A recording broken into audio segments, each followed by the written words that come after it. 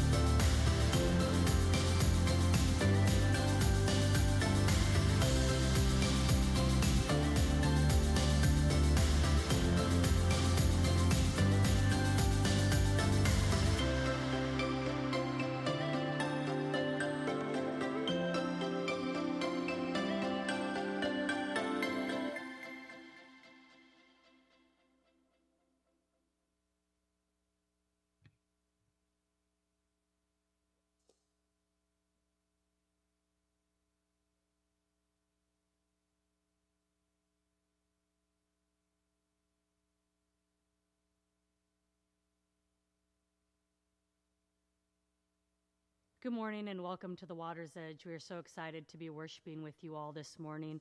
For those of you joining us online this morning, even though we can't greet you in person today, we would still love to greet you in the comments section. So hop in there, let us know who you're watching with this morning and where you're watching from so we can get to know you a little bit. Today we're continuing our sermon series, House Church, where we're looking at the importance of community in our lives. And we need strong community now more than ever, and Jesus can teach us how to do that really well. So set aside any of the distractions that may be around you right now, and let's join together in worshiping God this morning.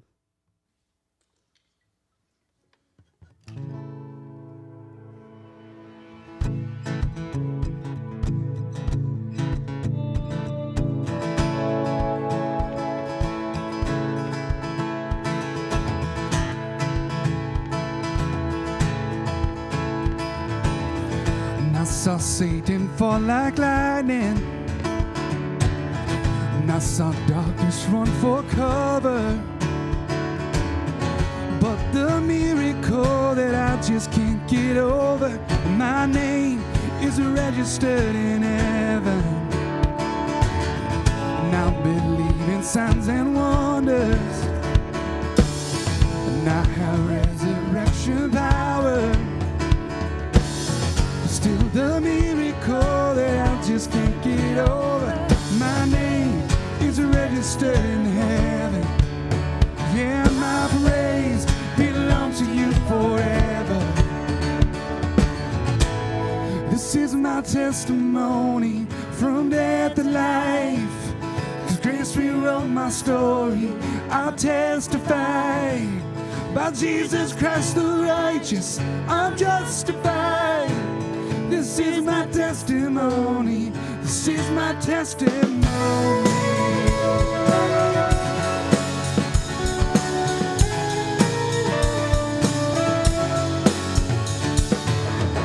Come together, sons and daughters. We run and wash the water. Sing the praises of the Spirit, Son and Father. Our God will finish what He started. Yes, our God will finish what He started. This is my testimony from death to life. Grace rewrote my story, and I testify by Jesus Christ the righteous, I'm justified. This is my testimony. This is my testimony.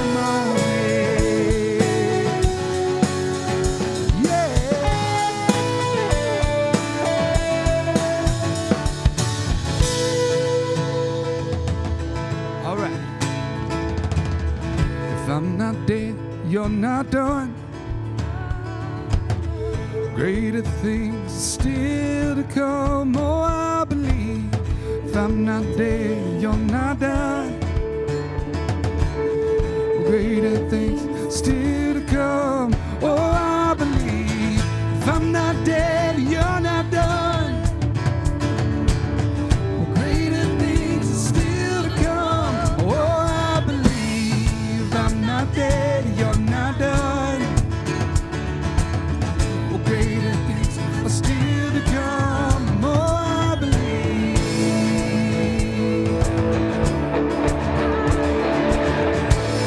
This is my testimony from death to life. 'Cause grace rewrote my story, and I'll testify by Jesus Christ the righteous, I'm justified. This is my testimony. Oh, I'm alive. This is my testimony from death to life. Grace rewrote my story, I'll testify by Jesus Christ the righteous, I'm justified. This is my testimony. This is my testimony.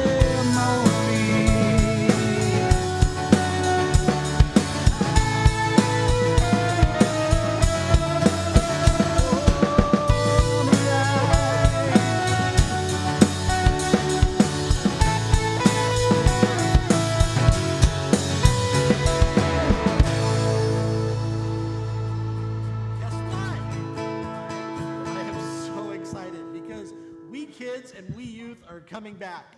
Hey everybody, my name is Chad and I'm the director of We Youth here at the Water's Edge. And I'm Michelle, the director of We Kids. And as Chad just broke our mic by excitedly exclaiming, Very excitedly. after a long hiatus due to COVID-19, We Kids and We Youth are coming back to the Water's Edge. This building just has not been the same without the sounds of our kids and youth. And so it's with great excitement that we announce our relaunch dates. Spirit fingers. Okay. Yep. Okay. So We Youth, and we are going to be kicking off the fun on Wednesday, September 30th, when both our middle school and our high school life groups gather in person for the first time since, and it's painful to say this, March. That's crazy. Our youth gathering times this year are going to be from 6:56 to 8:08 p.m. And while things are going to look a little different, and we'll have some adjustments to make along the way to how we've done things in the past, it is going to be so great to have everybody together again. Absolutely. Now, We Kids is going to kick off that Sunday, October 4th, as we begin our phased-in approach to relaunching We Kids. On Sunday, October 4th, Phase 1. we welcome back our babies and through our 3-year-olds. Then on Sunday, October 11th, Phase 2. we welcome back our 4-year-olds, our 5-year-olds, and our kindergarten friends. Then on Sunday, October 18th, Phase 3. we're going to get the party started with our first graders through 5th graders. Now, one thing to note, during this time, We Kids will only be offered during the 10:30 a.m. in-person worship service. So for real parents, let your kids sleep in. Just a little. Now, as you can imagine, we will have COVID-19 precautions that we are going to have in place as we relaunch our kids and our youth ministries. For starters, every single parent participant for both We Kids and We Youth, you're going to need to fill out an updated information form along with a release that lets us know that you've read our policies and our procedures for COVID-19. Now, to find these forms and to learn more about the policies and procedures that We Kids and We Youth will be implementing, we encourage you to stay tuned to your email and social media over the next week as we send out these announcements. You can also find relevant information for you and your children on both our We Kids and We Youth pages at weomaha.com.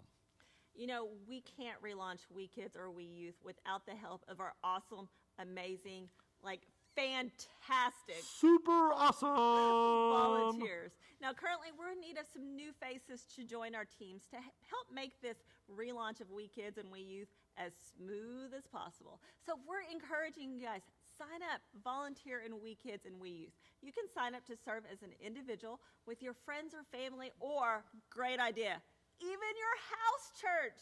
That's a Serving house. is a great way to get to know people and build community. You can find out how to serve in We Kids and We Youth on our web pages. And you know, really, we just want to say thank you. Thank you for your continued support and your understanding over the past 6 months. As you can imagine, we have had to completely reimagine for ourselves and for you how we do ministry here at the Water's Edge. And that includes our kids and youth. And so while our kids and youth programs are going to look a little different than they did before, we do look forward to providing the same fun, safe, and nurturing environment that our kids have grown to know and love so that they can grow in their relationships with God and with each other. Yet your continued support, prayers, gift of time, talent, and your monetary donations, they'll help us continue to grow the mission and vision of the Water's Edge through our kids and youth. So again, thank you, thank you, thank you. Now, Chad, we're like 2 weeks out. You and I have a bit of work to do. Yeah, speaking of, do you know where the confetti cannons and flash paper are? Craig told us we weren't allowed to blow things up or set things on fire anymore. Oh, yeah. Well, I guess that makes us on to plan B or maybe C or S. We'll figure it out, but we can't wait to see you guys soon here at the Water's Edge. Stay tuned to your emails, and it's going to be great. We'll see you soon.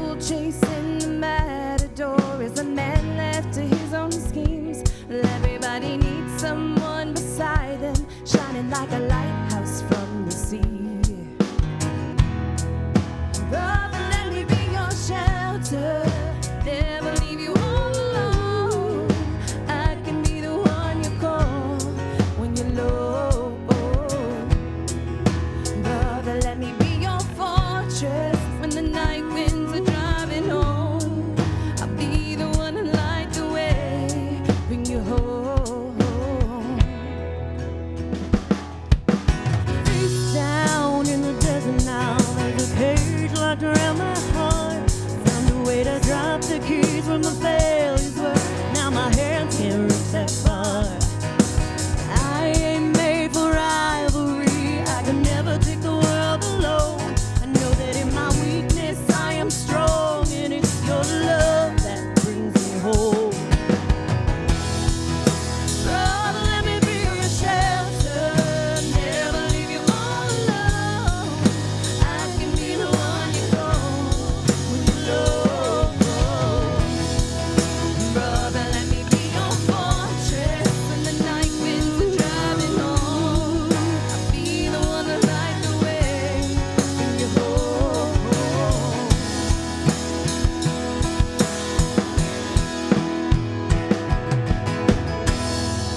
And when you call and need me near, saying where you go, brother, I'm right here.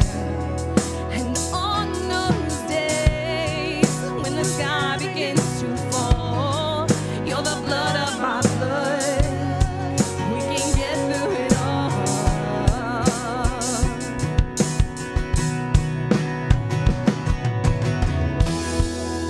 Brother, let me be your shelter, never leave you all alone. I can be the one you call when you're low. Brother, let me be your fortress when the night winds are driving on. I'll be the one to light the way when you're home. Brother, let me be your shelter, never leave you all alone. I can be the one you call love. Brother, let me be your fortress when the night winds are driving on. I'll be the one who lights the way when you're home. Brother, let me be your shelter. Brother, let me be your shelter. Brother, let me be your fortress when the night winds are driving on. I'll be the one to light the way, bring you home.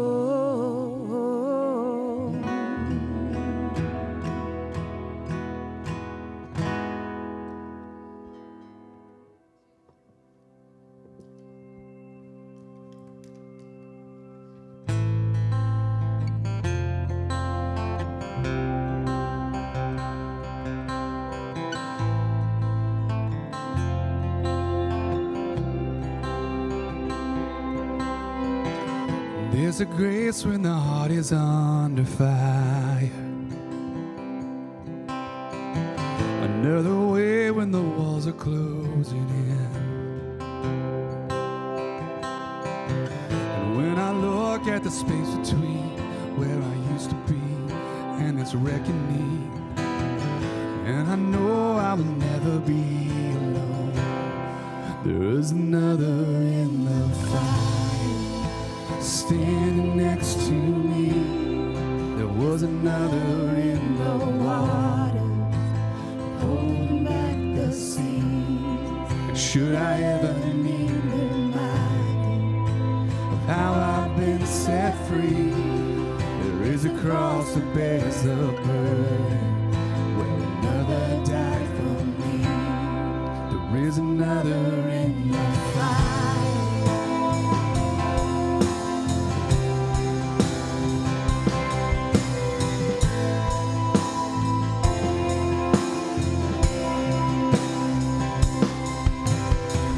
And all my dead left for dead beneath the waters. And I'm no longer a slave to the sin anymore. Should I fall in the space between what remains of me and this reckoning? Either way, I won't bow to the things of this world. And I know I'll never be alone. There's another in the fire, standing next to me. There's another in the water, holding back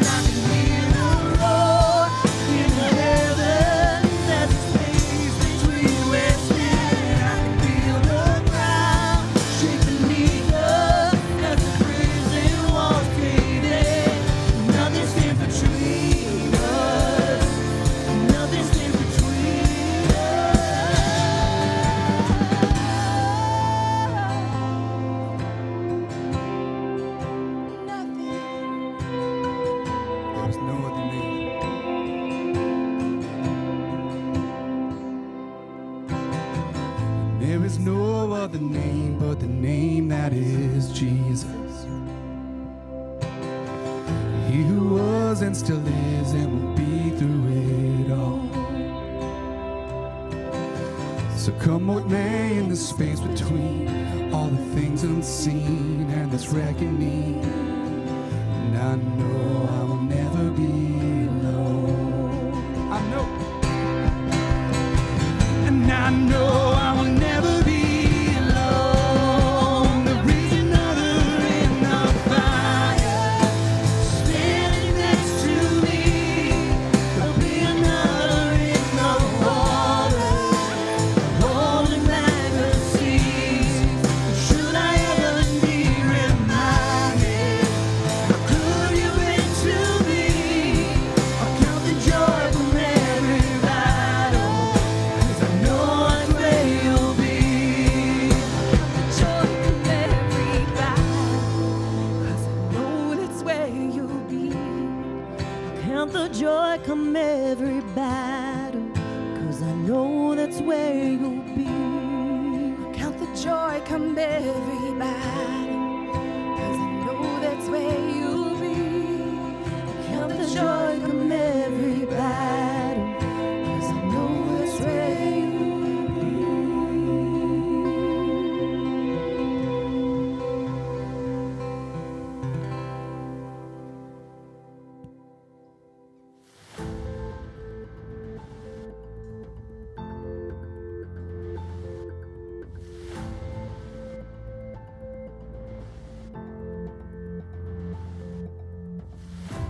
It begins with openness, the willingness to come alongside someone else, to pour out, care, invest. It's about sharing the journey, doing life together, growing, forging, becoming.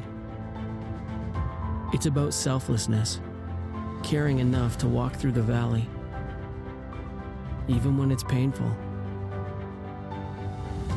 To love people as Christ has loved us.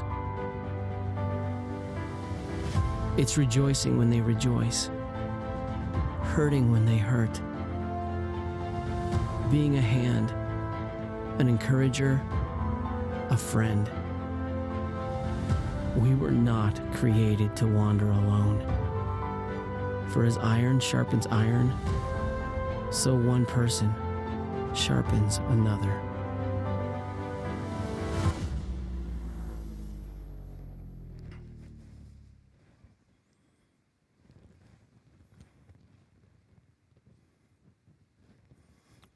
Good morning. I'm Craig Finstead, one of the pastors here at the Water's Edge. Thank you for joining us. Thank you so much for joining us. I see people all over the country here is watching. It's a beautiful day here in Omaha, but wherever you are, just hope it's a blessed Sunday, and thank you for spending the first part of your day with us. Now, we're in a series called House Church, and I would say this: the majority of your best moments in your life have happened with other people. You know, God has not created us to live in isolation, but with each other. So in the second book of the Bible, God says it is not good for people to live alone. Ecclesiastes, which is full of wisdom, it gives us another look. He says that two people are better off than one, for they can help each other succeed. Now, these messages are for house churches. They're going to help us live together better. And we want to live as small groups, life groups, house churches. We want to live better together. They're going to strengthen existing groups, and they're also going to create small communities and new friendships, new house churches. Now, the Water's Edge, we started out as a small group. We used to be a church where most people were in some sort of life group community. You know, with all the money we needed to raise and the building we had to build, relentlessly supporting all the missions that we support, we did lose some focus. Now, the pandemic is reteaching us that we need each other more than ever. Our culture is reteaching us that the world needs Jesus more than ever. Now, House Church is a movement within the Water's Edge that will be done in 5 weeks. The sermon series will be done in 5 weeks, but I want to let you know this. We are devoting this time to laying the foundation for house churches to be strengthened existing ones, and then creating and building new house churches. And this won't end in 5 weeks. This is going to be a constant project for us. My dream is that most of us, a couple years down the road, are going to be involved in some type of house church community. Now, these messages are also going to be for anybody who is in any sort of relationship, and that is going to be everybody. We're all learning and experiencing during these next 5 weeks, how it is that we can care for each other, how it is that we can pray for each other, how we can play together, how we can serve together, how we can give together, how we can grow in our faith together, how we can forgive together. Now all of these this morning are going to be, just absolutely essential for who we become as people. So there's an old axiom that exists, and it's absolutely true. Show me the quality of your relationships, and you're going to show me the quality of your life. Our life is consisting of the interpersonal relationships that we're involved in. Now, this morning we're going to look at a popular phrase, and you've said this phrase before. I've said it before as well. It can mean different things, can it? And the phrase is, I don't care. So when you say I don't care, that can mean different things in different contexts. One of the contexts is it like we have absolutely no preference. So you ask the question, what do you want for dinner tonight? And the other person says, I don't care.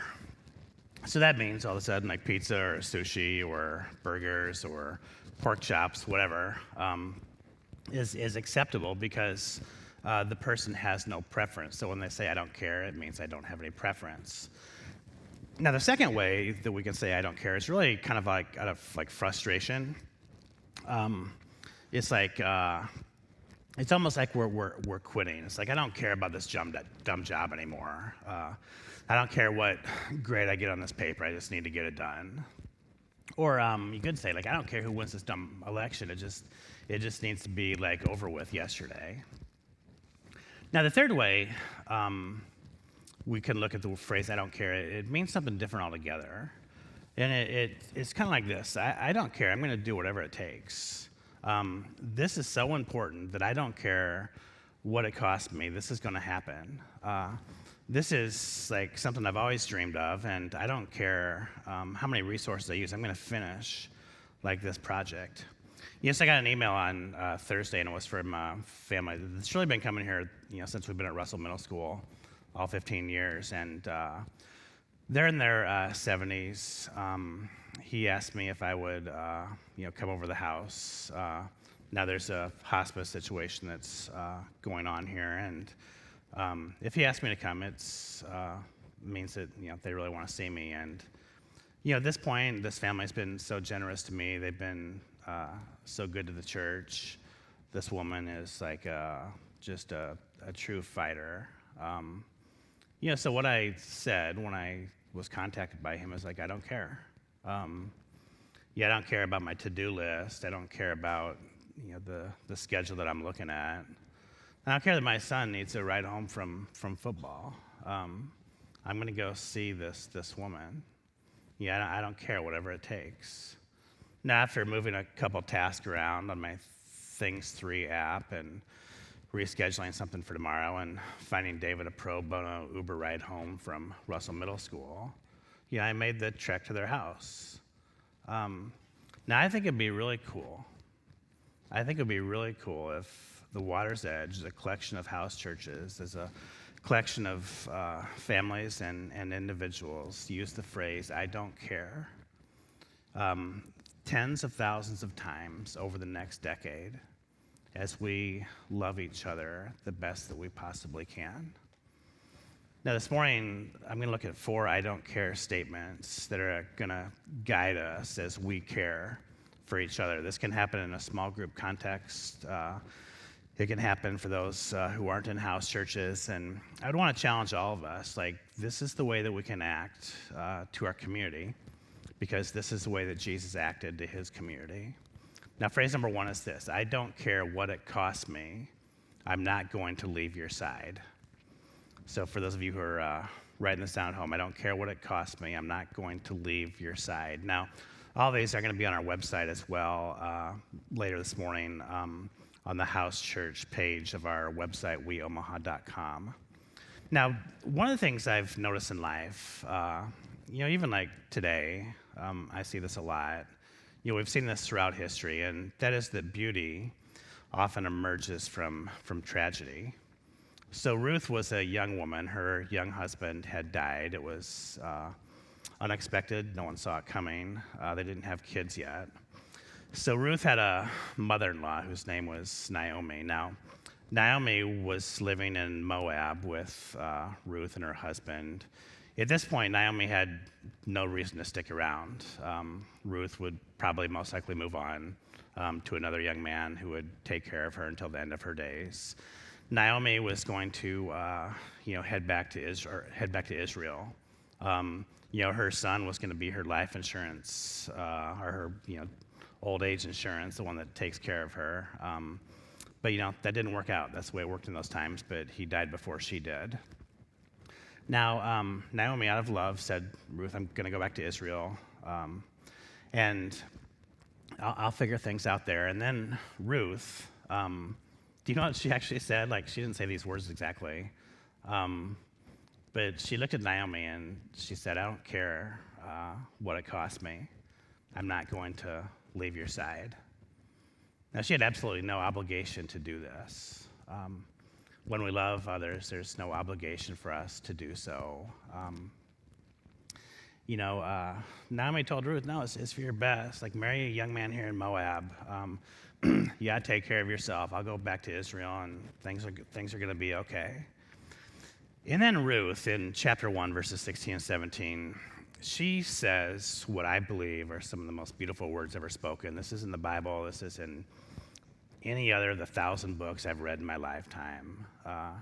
She says to Naomi, so Ruth, the widow of Naomi's son, says, don't urge me to leave you or turn my back from you. Where you go, I will go. Where you stay, I will stay. Your people will be my people, and your God will be my God. Where you die, I will die, and there I will be buried. So the two women, they moved to Israel together. Now, Ruth ended up finding a man, Boaz. He wasn't young. he was an older guy, but he was very kind, and he loved Ruth. Ruth and Boaz, they got married. They had a son, Obed. Who took care of Obed? It was Grandma Naomi. So Ruth and Boaz, they took care of Naomi. They didn't forget her. Then at a time, Obed had a son named Jesse. Jesse ended up having 7 sons, and the youngest of the 7 sons of Jesse. You may not know until I tell you, but you know his name. His name was David. He was the greatest king that Israel ever had. Now with Ruth as his great-grandmother and Naomi as his grandfather's caretaker, it's hardly a wonder at all that David became the man that he became, because he had this example of these 2 women who didn't give up on each other. All because Ruth said this simple phrase, I don't care what it costs me, I'm not going to leave your side. So we're going to look at an example of this in one of our house churches here at the Water's Edge.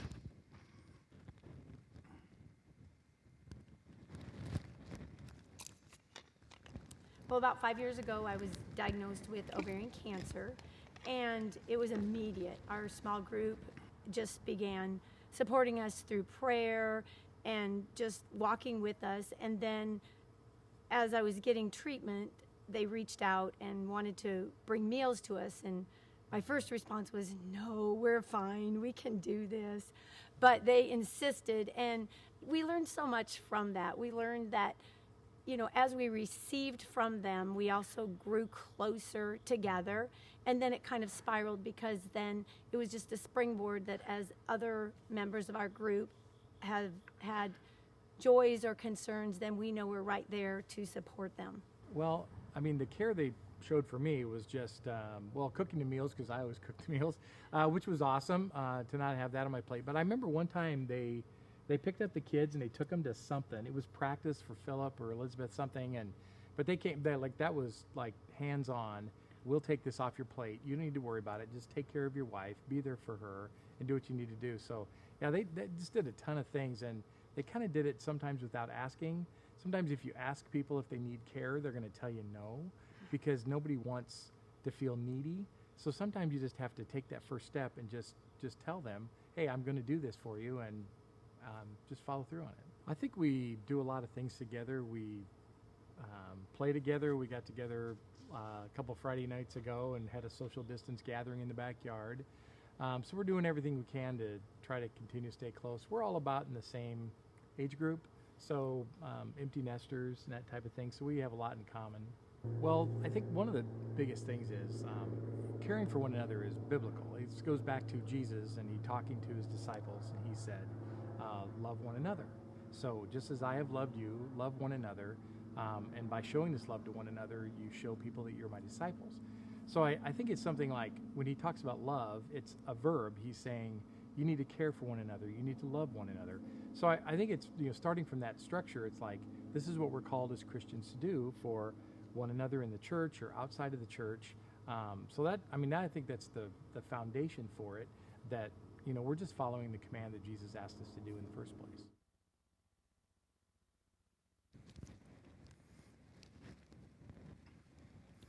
Now here's the dream. The dream is that the Water's Edge becomes a bunch of people who are committed to each other, like Ruth is committed to Naomi. The dream is that all of us at the Water's Edge, like we as a church, have somebody, or even better yet, some buddies, who like Ruth, who like the Ely's house church, are going to say a phrase like this: I don't care what it costs me. I'm not going to leave your side. Now let's look at number two. Number two is this: I don't care about my preferences. I'm going to treat everybody with compassion and respect. So I believe that respect is a forgotten virtue. Our culture lost this one somewhere in the last decade and a half. It never used to be this way. So when I say care, I think many of us are automatically kind of defaulting to really people who are going through some physical stuff, or maybe like a huge relational breakdown or ending. But I would say that caring for healthy people is essential as well. There's an old phrase, and it's so true. An ounce of prevention is worth a pound of cure. Now, Christ's compassion, it was universal. This led him, this compassion, it led him to a place of respect for all humanity. Now, I think the toughest teaching of Jesus is found in the Gospel of Luke, chapter 6. So he had just healed a man, just shortly before this, and it was on a Sabbath. And there were some religious leaders who were just furious about this. Now, before you think this is kind of ridiculous of the religious leaders to be furious about Jesus healing a person on a Sabbath, I want to challenge you a little bit, because I think that you probably get a little frustrated too when some of your assumptions of life are challenged. So here's what I think is probably the most challenging teaching that Jesus gives us. So in Luke chapter 6, verses 32 through 35, Jesus says, if you only love those who love you, why should you get credit for that? Even sinners love those who love them. And if you do good to only those who do good to you, why should you get credit? Even sinners do that much. Now here's, in just these seven words, 2 sentences, I think here's his most challenging teaching.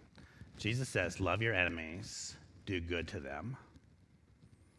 Just let that sink in for a second. Love your enemies, do good to them.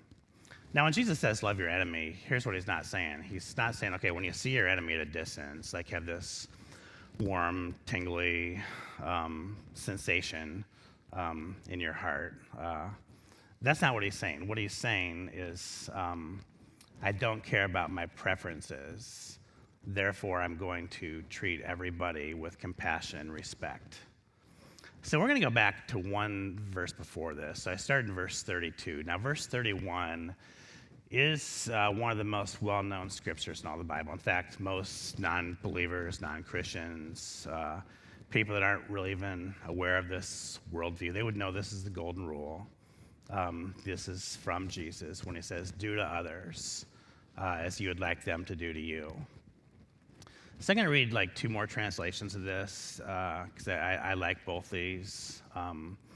Sometimes like words just become like so familiar that they don't have as much meaning. And I want to give us two alternative translations. Treat others as you want to be treated. And I really like this one. It's a little bit more wordy, but Eugene Peterson, who's the author of The Message, I think he does a really good job with this one. Ask yourself what you want people to do. Then grab the initiative and do it for them. So let's look at Jesus and how he lived this out. He just didn't say these words, like he totally lived it out. So it was the Pharisees that were giving Jesus a hard time here. And let's look how Jesus treated the Pharisees. He treated them with compassion and respect. Jesus did not treat the Pharisees poorly. What Jesus did to them is out of love, he asked them some very deep, insightful, penetrating questions. But there was never a time that Jesus did not treat them with compassion and respect. Like, look at the end of the Gospels where creation turned on the Creator, where the fans of Jesus all of a sudden became his biggest critics. What did Jesus say about them? What did Jesus say about the people, even specifically, who killed him? Jesus said, Father, forgive them. They don't know what they're doing. He put his preferences aside for something far more important, and that's treating people with respect and great compassion. So you've heard stories of my grandpa Adolf before. He moved here from Norway, was an immigrant. Grandpa had a best friend. His name was Paul Mefford. So they lived across the street for a long time, and then Paul moved to a different part of the little town we lived in. The grandpa and Paul were undoubtedly best friends. So these two men were as opposite gets. They always had a running joke that Grandpa was a Norwegian and Paul was a Swede. Grandpa was a Democrat and Paul was a Republican. Grandpa was a blue-collar worker. Paul was an inventor. Paul was a somebody in this town. He owned probably the largest business in the town. So they were certainly different people. They loved to fish together. I used to love to go fishing with Grandpa and Paul. They would just argue. These two men who didn't agree on politics. They didn't agree on much of anything at all. They absolutely loved each other. There was respect. There was compassion. When Grandma Elva got breast cancer, who was at the door first before anybody else? It was Paul Mefford. These men, they helped raise each other's kids. Paul had 7 kids. He moved to this really cool house on the edge of the city. He built it, and he had an oak tree in the front of the house. 7 oak trees for one for each of the 7 kids. And Grandpa Adolf would have known those as his own kids, and Paul would have known my dad and his brother as his kids. And these two men who didn't really have a lot in common, they loved each other. Now, sometimes you learn about God from reading the Bible. Sometimes you learn about it from the testimony of others. And sometimes you learn about God and you learn about life from observing others. And Grandpa and Paul taught me one of those lessons one day. And Grandpa, even later in life, his English was never that good. I could understand him, the family could understand him, the friends could understand him, but people who didn't talk to him just didn't understand him very well. He would still have some Norwegian words in there. I would say his English was decent, but definitely not fluent. And there was a young man that lived in this kind of 3-story house across the street. It was a rental property, so probably, 3, 4, 5 units, some of the basement, some up top, some of the main floors. And this guy would always make fun of Grandpa's accent. And he would say some things that were very, very unkind to Grandpa. Now, one day I was sitting outside with Grandpa and Paul, and this young man was not able to get his car started. He'd crank for a second and it wouldn't go. And what I saw next was like just this, what it was it was two men saying something. And what they were saying is, I don't care about my preferences. I'm going to treat everybody with compassion and respect.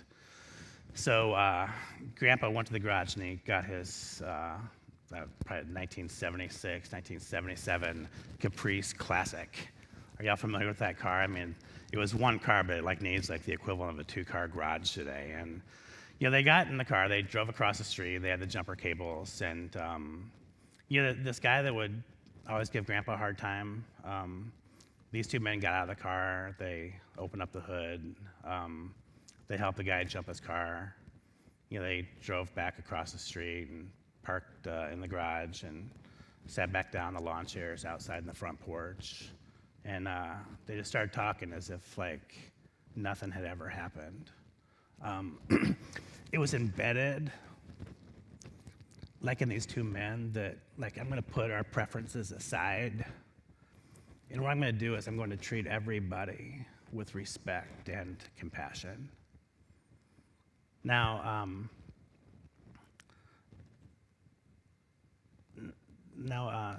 I want you to know the world is going to tell you something different. The gospel is different than the world here. The world says, love those who love you. Love those who deserve it. Love those who agree with you. Love those who look like you. That's what the world's going to say, and it says it. Now, Christian doctrine, on the contrary, is to love the neighbor, to love the whole human race, all people, even the enemy, and not to make exceptions, neither of preference nor of aversion. The dream here is this, that we church and the collection of we house churches and all the individuals that make up both of them. Here's what I pray that we look like.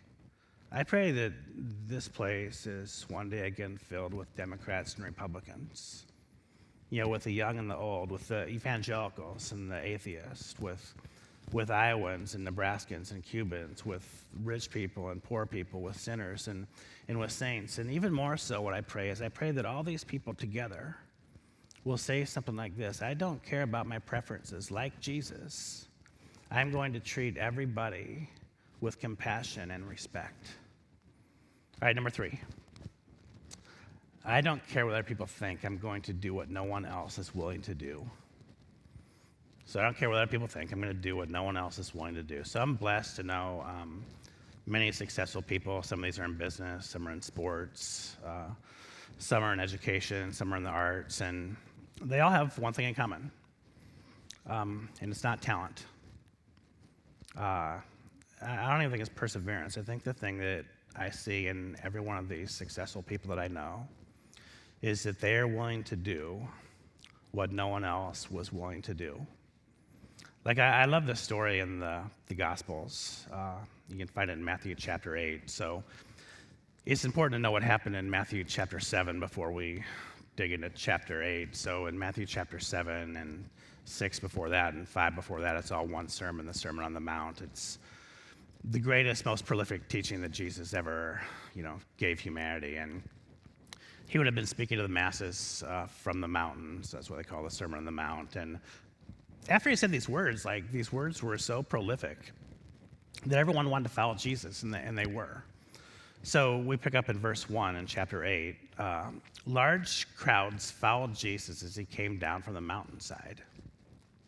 Now suddenly a man with leprosy approached him and knelt before him. So the man said, Lord, if you're willing, you can heal me and make me clean. So I want to park here just for a second, okay? I'm going to read the next sentence, because there's 2 sorts of healings that happen in this short little text, and the second healing is not as important as the first healing. So the first healing is this: Jesus reached out and touched him. Now, park that there for a second. I'm going to come back to it. The text continues. Jesus says, I am willing, be healed. And instantly, the leprosy disappeared. Then Jesus said to him, don't tell anyone about this. Instead, go to the priest and let him examine you.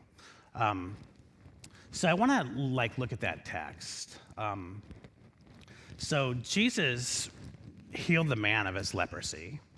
That was like the healing that happened. The physical healing, you pray, okay. So leprosy, it's still a disease today. It's, pretty much non-existent, but it's still out there.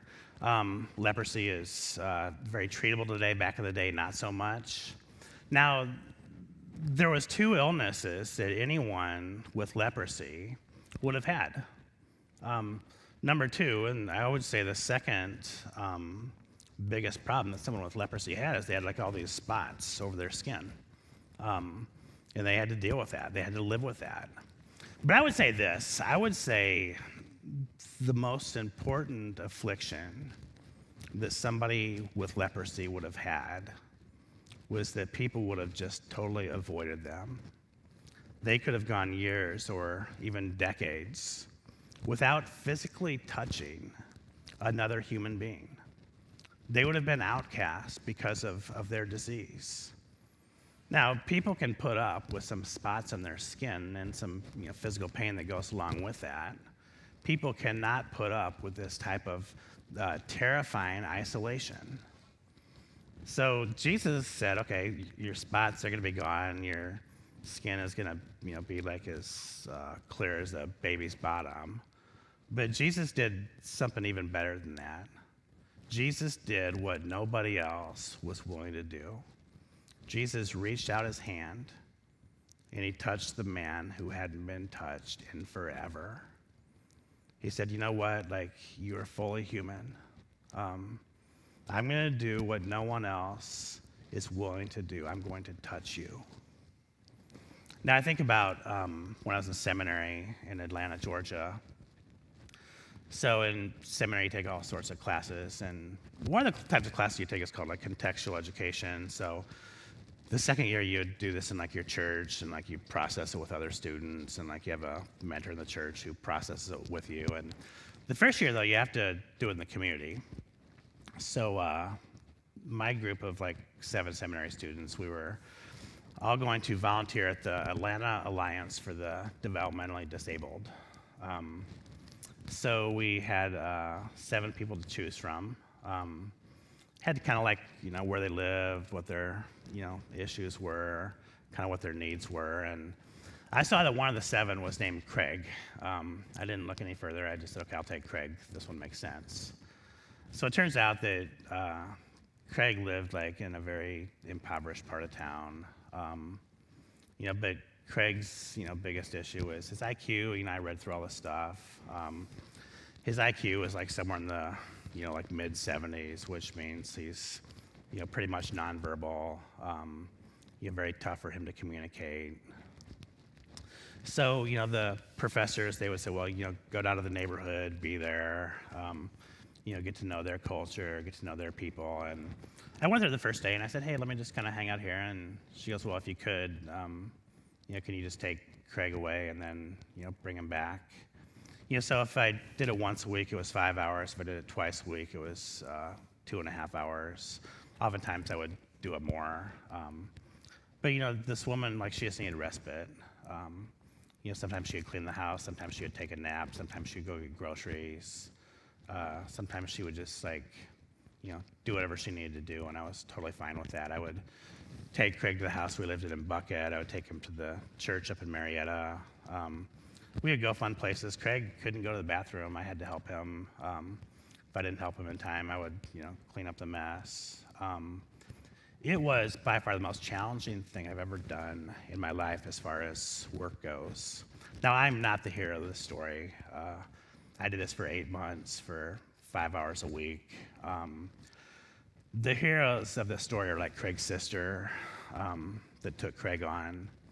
The heroes of the story are the men and women in Atlanta that volunteer for this organization, and they don't do it because they have to in a seminary class. They do it because they want to. They do it because they say something I don't care. I'm willing to do what no one else is willing to do. The heroes are the men and women that work this organization and do like this incredibly challenging, tough job. Now let's look at this with our relationships. The problem with our relationships is we have a $1 million dream and a minimum wage ethic. Now, great relationships are only going to happen when we do what nobody else is willing to do. There at the church, we see this all the time.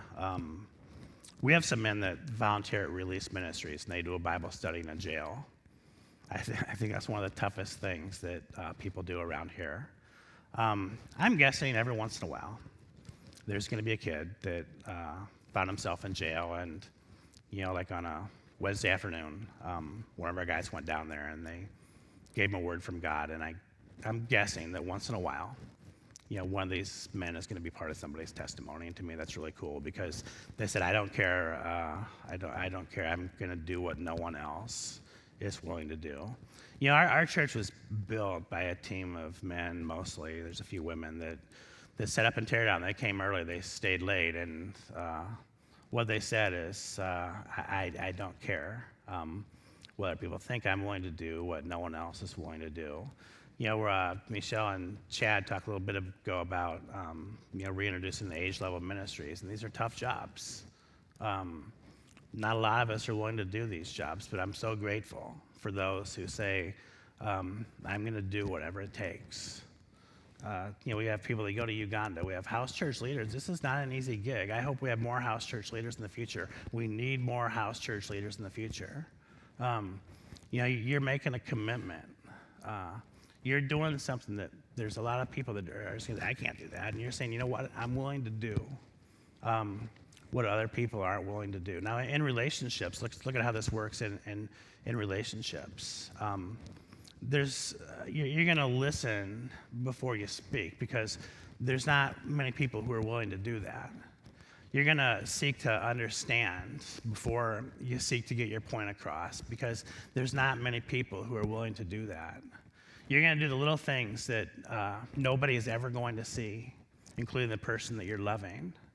You're going to give up what is easy for what is best. You're going to put the well-being of others before your own comfort and your own security. And when we do this, you're going to love like you have never loved before. Now, the dream here is that at the Water's Edge, we will have a countercultural revolution of our people doing the things in our church, in our house churches, in our community, in our families, everywhere we go, doing the things that nobody else is willing to do. Now, number 4, and the last one. I don't care about my need to be right. I forgive you. So for those of you keeping track at home, I don't care about my need to be right. I forgive you. I love this story from Mark chapter 2, and it's another story about healing. We're talking about caring for each other. It's a story about healing, and Jesus here gives us a glimpse of the most important type of healing that any of us and all of us can ever experience. I'll just read it and give you a few comments as I do. So when Jesus returned to Capernaum several days later, the news spread quickly that he was back home. So the house, or soon the house, where he was staying was so packed with visitors that there was no more room even outside the door. So again, all the people were crowded around Jesus. So then what happens next is they lowered a man on his mat right down in front of Jesus. Seeing their faith, Jesus said to the paralyzed man, "My child, your sins are forgiven." So I love this story. There's so much to love about it. So like all these people are with Jesus, he's teaching, he's healing. And then really like the unthinkable happens. Like they lowered, basically like they sawed a hole into the roof of this house and they lowered this paralyzed man down in this blanket. And they said, "Hey, Jesus, like heal this man." And Jesus says, "Not a problem." Now everybody there, everybody up on the roof, everybody on the floor, the man on the mat, they all thought the exact same thing was going to happen. You know, they thought this man needs healing, and they said, Jesus, heal this man. And everyone was expecting Jesus to say, get up and walk, and he didn't do that. Jesus gave the man the healing that mattered most. He said, son, your sins are forgiven. Now, this is like amazing stuff. You know, like we treat our like physical bodies like they're the most important thing. And Jesus, no, they're important. I mean, Jesus did tell the guy later to get up and walk. I mean, they're important, but there is nothing more important than our soul. There's nothing more important than our spiritual wellness. There's nothing more important than our relationship with God. The only relationship that we have that will last forever, there is no other except this one. Now, forgiveness, what it's going to do in your house churches, what it's going to do in your interpersonal relationship, what it's going to do in our church, what it will do then to our community that we live in is forgiveness. It's not going to change the past, but what it does is it enlarges our future. You know, church, I want to tell you this. The biggest act of compassion that we can give another human being is to look at them and to say, I forgive you. To look at them and say, I don't care about my need to be right. What I care about is us. What I care about is you, and I care about me. So I don't care about my need to be right. I forgive you. Now, my dream here is that in our house churches, we will model this for each other. We will model this for our children.